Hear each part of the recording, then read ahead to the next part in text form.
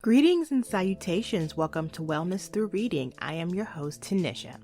I like to consider myself your BFF of literature to offer you tips on how to keep reading a daily habit as a form of self-care. Before we begin, stop what you're doing. Breathe in. Breathe out. Breathe in.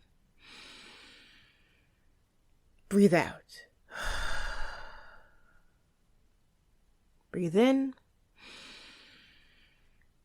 Breathe out. You feel that? That sense of calmness?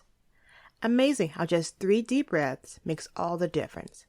That is why today's episode is all about reading can be considered a form of meditation. We'll go over different articles about why it is, why it isn't, also what meditation is, and how we as readers need to incorporate meditating into our reading habits. Also, later in the episode, I'll be doing a book review on The Most Beautiful, My Life with Prince by Mayte Garcia. And yes, I mean the purple one, Prince. This book is the autobiography of his ex-wife, Mayte Garcia, who writes it, and also in the audiobook, she is the voice actor as well. She details not only her life with Prince, but how he taught her the valuable lessons like meditation. I am so thankful that you tuned in to today's episode. Let's dive in. Stress, the secret killer. I myself never really looked at stress in this way because everyone is stressed out about something. I mean, life is just far too difficult not to have stress. It's a natural part of life. However, too much stress can be debilitating. It can ruin your body in many ways, and at times it can be even deadly. If you cannot find a way to relieve the stress in your life, it will show up in different ways.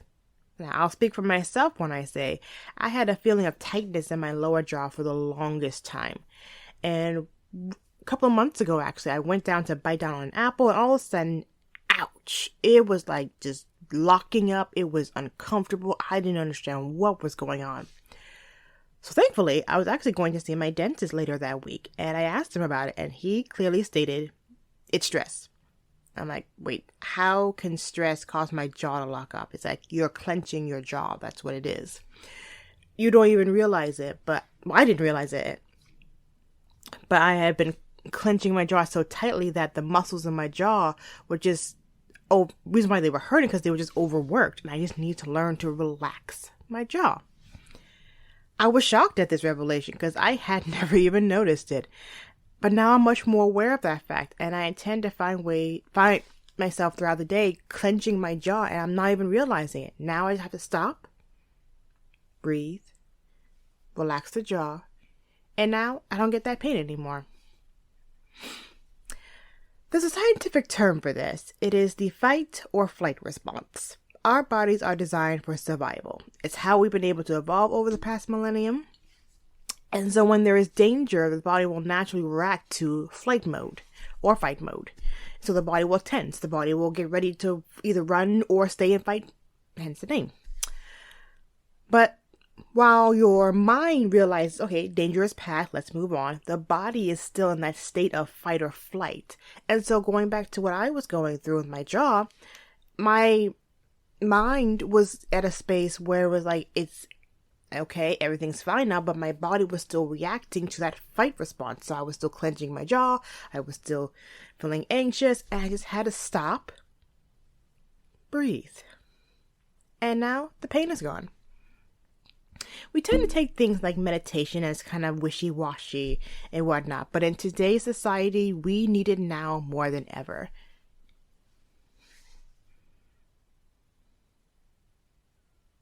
And that's where meditation comes in. Now, the Webster Dictionary defines meditation as to engage in mental exercise such as concentration on one's breathing or repetition of a mantra. For the purpose of reaching a heightened level of spiritual awareness, it is also a transitive verb to focus one's thoughts on, reflect on, or ponder over. Meditation has been going on for thousands of years. All forms of religion, spiritual belief are advocates for it because as human beings, we need time to shut our minds off and breathe. Now, I can speak for myself that at some obstacles, and I quickly panic over them, and I am a total worrywart. I tend to look for the danger in everything, and that does not good well for my body. When my mind is like, okay, danger's over, I can move on, my body's like, wait, we're still in attack mode. What's going on here? So that disconnect between mind and body, meditation brings the connection back. It's always like the mind's like, okay, body, we're doing okay now. Relax. And let's move on. So, how is reading a form of meditation? Now, I saw this article that stated that because you still get those same feelings after meditation as you would reading. And I was like, okay, that's interesting. But, of course, there were articles that came out really thereafter that stating, no, meditation and reading are not the same thing. While both are great benefits, not the same. So how is reading not like meditation? Well, number one, not everyone can do it. Not everyone can pick up a book and read because not everyone has access to books. Number two, not everybody wants to do it. And just because you don't want to read doesn't make you a bad person. Slightly rolling my eyes. But still, it's not for everybody. And I get that. Slightly rolling my eyes. Number three, meditation is an act of closing the mind, whereas reading opens it. You know, meditation, you're stopping, you're pausing, you're taking your breath, you're looking from within to see what's going on. Whereas reading, you're looking out onto a book and you're reading for entertainment purpose, you're reading for knowledge, you're absorbing something. So still your mind is working. So you're not shutting it off. Number four, while reading can help you achieve focus, it's not a relaxation method. While I'll speak for myself, I say I feel relaxed when I'm reading and I'm going over, especially if it's a really entertaining book. But meditation doesn't work like that. You're not supposed to be focusing on anything. You're supposed to be focusing on nothing, really. You're supposed to let the mind shut down. Give it a break. A little siesta. A break. Number five, meditation actually is easier to maintain as a daily habit versus reading. I mean, makes sense. You don't really need anything extra to meditate. You really don't. I mean, it'd be nice to have music or a yoga mat or something to sit on. But honestly, you don't even need all that. All you need to do is just stop what you're doing, put your hands on your knees, and breathe. I mean, breathing is something that we do daily. So it doesn't take that much effort to keep a daily habit. But reading, on the other hand, you need to find a book that you like. If you use highlighters, find that. And so it's all these other steps that goes into it. So that's how the two are different. Also, you cannot control your mind while you're reading. With meditating, if you find that your mind is wandering, you can kind of just stop and be like, okay, I'm not supposed to be thinking right now. Noting. Let it go. But reading, I mean, your mind tends to wander, your mind tends to think, your mind tends to imagine, and that's the purpose of reading. You're supposed to just go off into this fantasy world and enjoy. And also, meditation is a form of self-discovery, whereas reading is a form of discovery of the world. You know, meditation, one of the great aspects of meditation is that all those, like, past traumas or all those past epiphany or future epiphanies or current epiphanies, all those things come out when you're meditating. When you're taking that time out of your day to just stop and think about where you're at right now, where you want to go, where you've been. You find out key aspects of your personality. You find out what works for you. You find out more about who you are. And once you find that information out for yourself, you're better able to express that to someone else. You're better able to, when you're faced with another situation, how to handle it, because you know who you are. Your cup is full. Whereas in reading, you're reading to understand someone else's point of view. You're reading to understand the author's point of view, the character's point of view, the setting in which they're living in. I mean, let's be clear. Meditation, reading, both of these are wonderful. but they're not the same. And that's my opinion on it. I mean, while I thought that was an interesting statement that, reading can be considered meditation, it's not. No, it is not. Meditation and reading are not the same thing. I would not put reading on the same level, but I need you to focus when reading, because I want to know why am I reading this? What's the point of this? What was the characters going on? But I will say, though, meditation, reading should be added together. This is what I think. After you read, meditate. Or when you meditate, read. The two should go hand in hand. It should not be one is better than the other. Because both are needed. And both are great for wellness. So yeah, I would recommend both. I typically read first, then meditate. So that way I'm able to kind of stew in on, okay, what did I just read? How did it make me feel? How can I apply this to my life? How can I not apply this to my life if it wasn't a toxic situation? And then we go from there.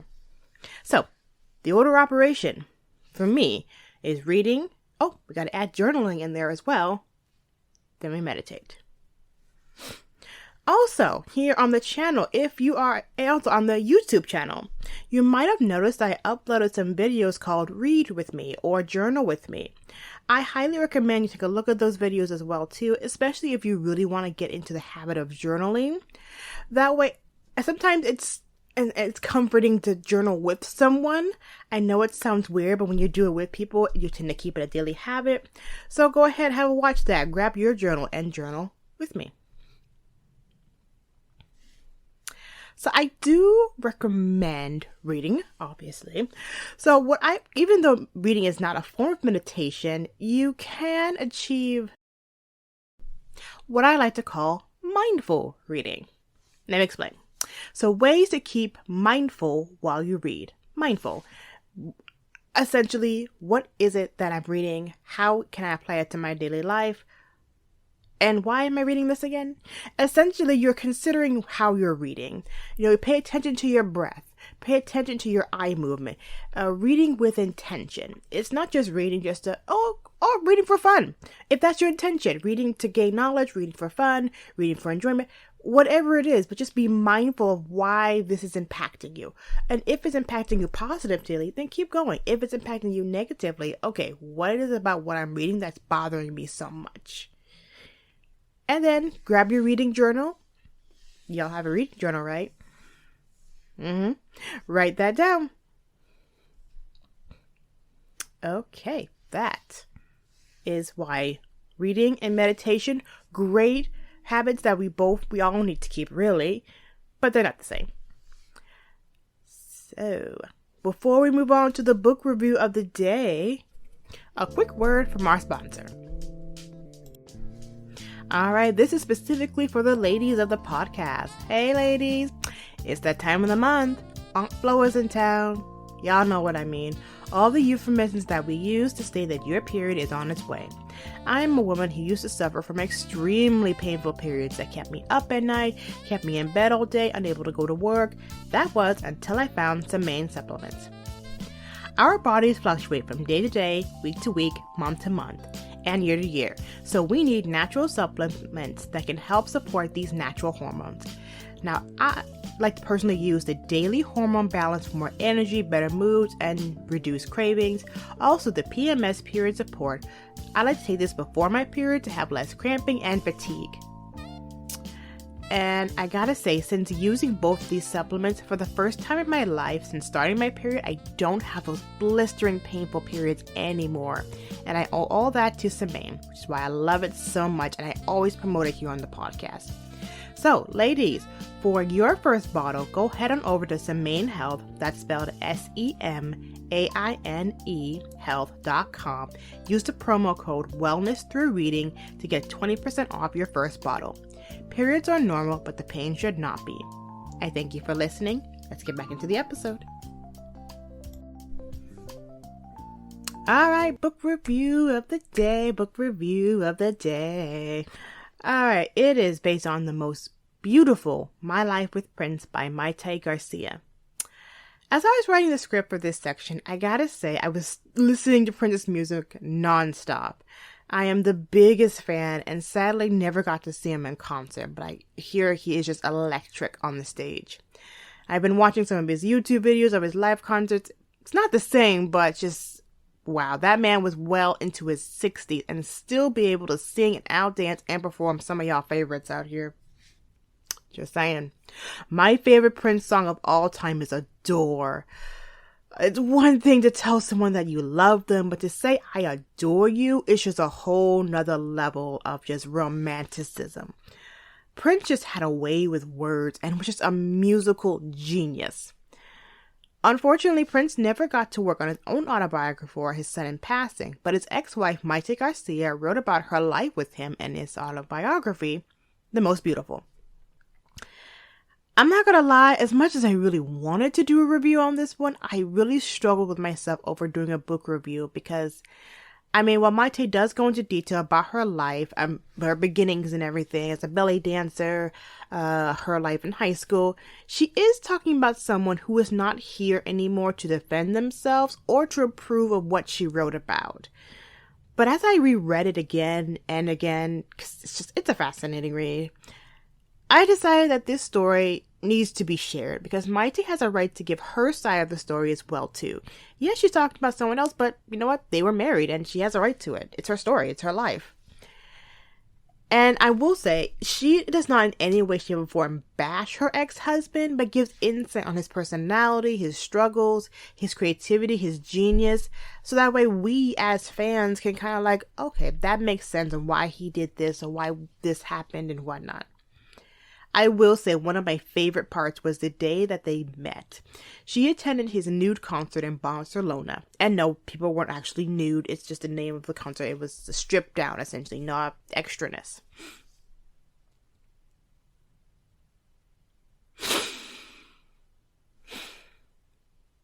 And then the band began to play Thieves in the Temple. Her mother and father were standing behind her at the concert because they were up at the front.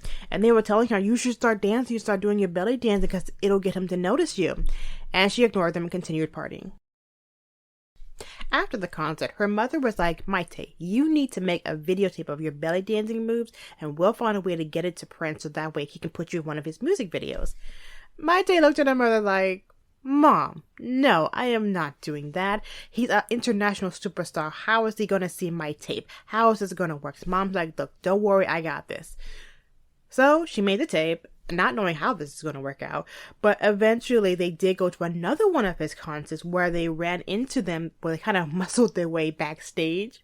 And there was this one point, the mother had the tape of the belly dancing on a CD, and Prince and his body team, whenever came walking past, and she beeline straight to Prince, but of course the bodyguard stopped her and everyone was watching and Mayte was like, why did you do that? So embarrassing. But that was kind of their first interaction. So actually another bodyguard comes over and they hand him the tape. And he goes and gives it to Prince, and Prince actually watches it and then sends that same guy back out. It's like, Prince would like to meet you, Mayte. He'd like to see you. He's like, what? Now, can you imagine the look on your face? Mind you, she's only 16 years old this time. I'll say that again. Yes, Mayte Garcia was only 16 years old when she met Prince. But at this point, she didn't realize that this was going to be her future husband. She was just like, 16-year-old fan looking up to her idol. So they were like, Mom, can I go back? She's like, of course, go. So she goes backstage to meet Prince, and they meet, and from what Mayte said, it was a meeting of minds. It was that kind of just high moment when it's like, wow, I've met the love of my life. Which, I'll leave you to give your thoughts on that. But, so they talk for a little bit, and yeah, that is how she first met Prince. And all throughout, her storytelling, she includes all the handwritten letters that he sent her. And it's just super cute to read them. It's very much a schoolboy talking about his crush and whatnot. And I love how when he uses the letter I, the pronoun, he actually uses a physical I in some typical Prince. But also, Prince was a very big advocate for meditation. He would encourage Mayte to meditate to increase her creativity. And that's a practice that she continues onwards to this very day. She states in the book. As always with my book reviews, I don't like to give everything away because I do want you to go get it for yourself.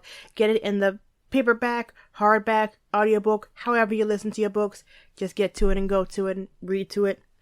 I'll also link it in the description as well for Amazon for you to go get it as well too. It's a fantastic read. I give it 5 stars. I know you always hear me say that I give everything 5 stars. No, I only do book reviews on books that I really feel like are 5-star reads because I want you to keep reading a daily habit. And if ever you run out, come back, listen to this episodes because I always have great book recommendations for you. And as always, I like to end each episode with a quote. And this one comes from the artist Prince. He states, "Every day I feel is a blessing from God, and I consider it a new beginning. Yeah, everything is beautiful." I thank you once again for tuning into another episode of Wellness Through Reading. I thank you so much for listening all the way to the end. You can find me on Instagram. Also, Wellness Through Reading is up on TikTok, so have a look over there as well. I'll link the descriptions below. We post every Wednesdays here on the podcast, so whatever platform you're listening, whether it's Apple Podcasts, Spotify, YouTube, leave a review, give a 5-star rating, share with family and friends, hit that like button, and I greatly appreciate all of you. I wish you all well. I love each and every one of you. Go off, meditate, and read, and I wish you all good wellness, good reading, and good meditation. Have a good week, y'all. Bye.